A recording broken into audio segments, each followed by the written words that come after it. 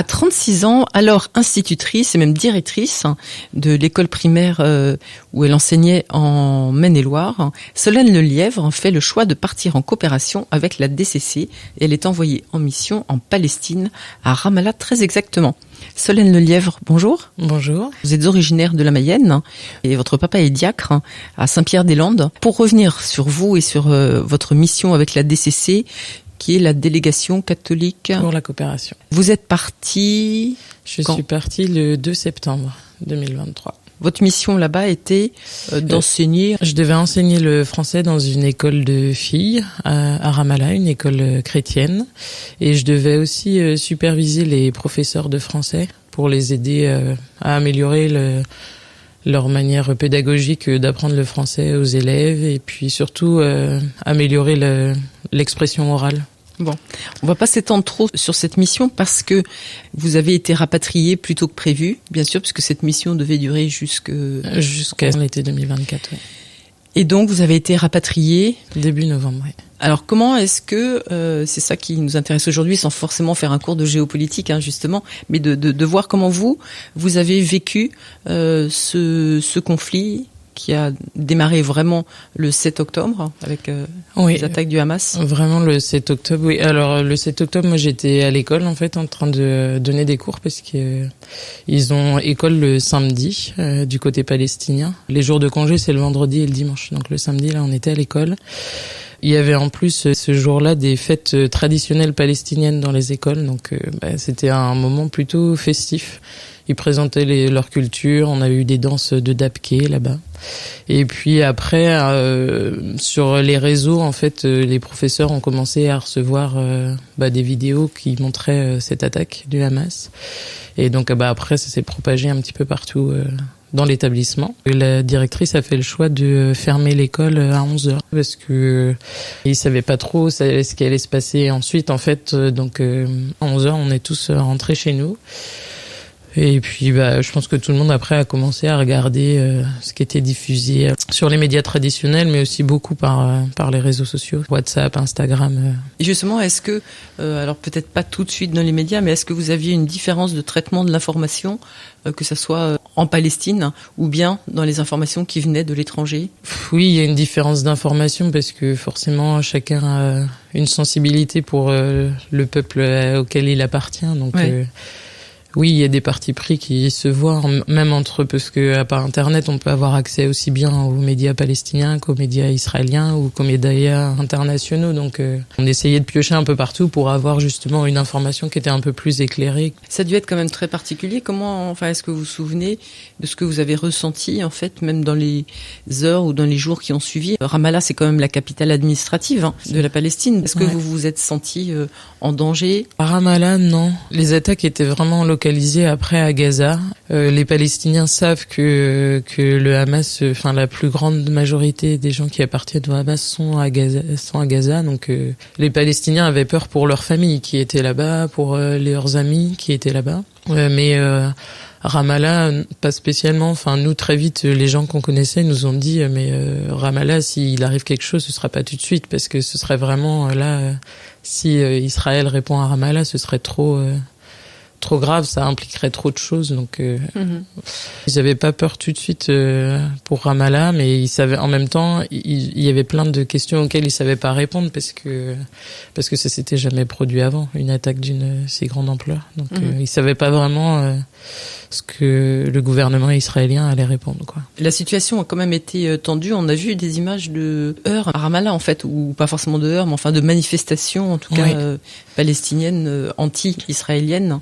Oui. Je pense qu'il y a eu un sentiment du côté palestinien où eux se sont sentis un peu pris au piège par cette attaque du Hamas, par la réponse israélienne, et puis ils ont eu l'impression que la communauté internationale était un peu contre eux en fait avec cette attaque.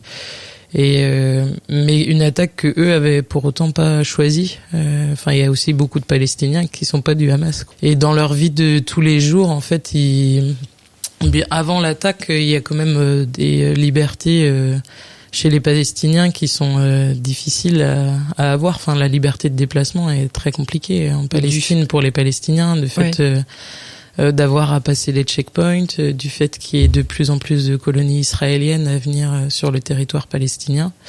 Eux, ils ont plutôt la sensation qu'il y a des libertés qui sont sous contrôle, en fait, qui sont sous contrôle d'un autre gouvernement et qui puissent pas se déplacer comme ils veulent et faire ce qu'ils veulent.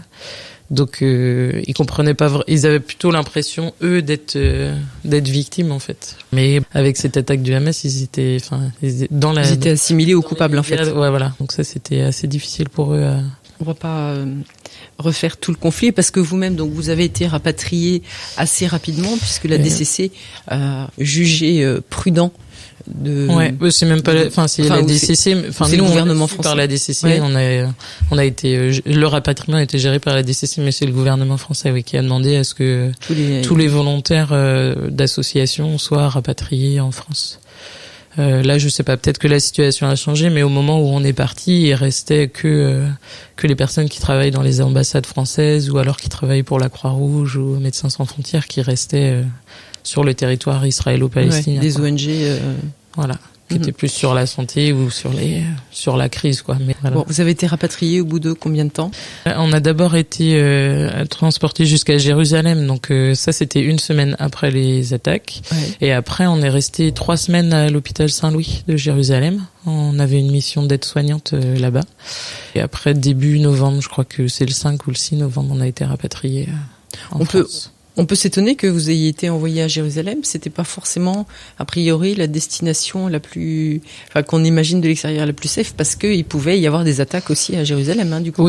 Oui. Après, on avait des consignes aussi. Les quartiers où les attaques arrivent le plus fréquemment sont connus des populations qui sont là-bas. Donc, on avait des consignes sur certaines zones de Jérusalem ou certains quartiers de Jérusalem où on n'avait pas le droit forcément d'aller, ou surtout, ou pas la nuit, ou pas seul.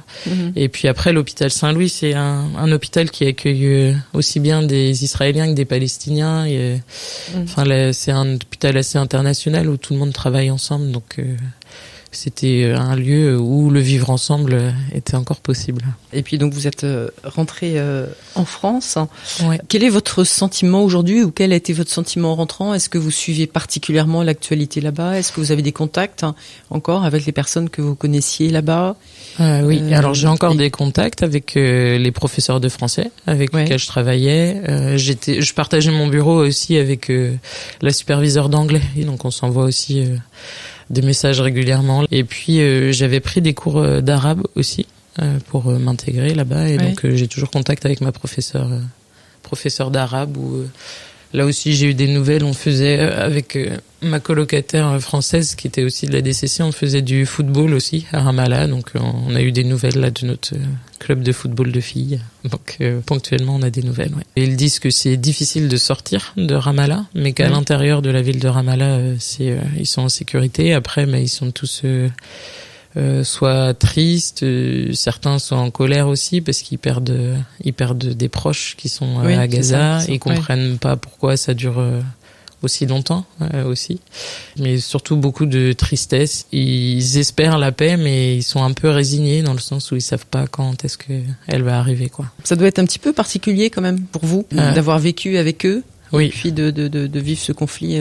En revenant, ce qui était surtout très difficile, c'est un peu une sorte de culpabilité qui s'installe parce qu'on est français et que notre gouvernement nous protège en fait et nous rapatrie, et qu'on peut être assez vite en sécurité en fait, et de laisser des gens. Donc ça pose la question de est-ce qu'une vie est plus importante qu'une autre, un peu, parce que je suis française. Moi, je suis rentrée, quoi. Et là-bas, les Palestiniens sont là-bas. C'était des gens comme moi, très sympas, et avec qui je m'entendais très bien, et qui sont pas du tout, qui sont très dans l'ouverture et aussi dans le vivre ensemble. Et ils se retrouvent dans un endroit qu'ils n'ont pas le droit de quitter, qu'ils peuvent pas quitter. Et voilà, ça c'était un peu compliqué. Ouais. Vous vous êtes un petit peu réconcilié avec cette idée? Oui. Bah oui, puis de toute façon, il faut bien faire avec, quoi. Après, on essaye de trouver d'autres moyens de les aider. Et puis après, on se rend compte aussi qu'il y a beaucoup d'autres personnes à qui on peut rendre service dans le monde, quoi. C'est ce que vous avez fait parce que vous avez été en Pologne, là, du coup, au mois de décembre. Et puis, à l'heure où nos auditeurs entendront votre témoignage, Solène Lelièvre, vous serez au Togo. Pour poursuivre cette mission avec la DCC. Tout à fait. Dans un cadre donc complètement différent. Donc une nouvelle aventure. Alors j'espère qu'elle se déroulera dans un climat plus serein. J'espère aussi. Et puis qu'on se reverra quand vous reviendrez pour parler davantage des différentes missions que vous aurez eu la chance finalement de connaître et dans lesquelles vous aurez eu l'occasion d'œuvrer. Donc merci beaucoup Solène Lelièvre de votre témoignage. Avec plaisir. Alors pas tant sur votre mission, mais sur l'interruption de cette mission en Palestine. Vous aviez été envoyé donc avec la DCC. Donc merci, bonne nouvelle aventure au Togo et puis on reste en contact. Merci, pas de problème.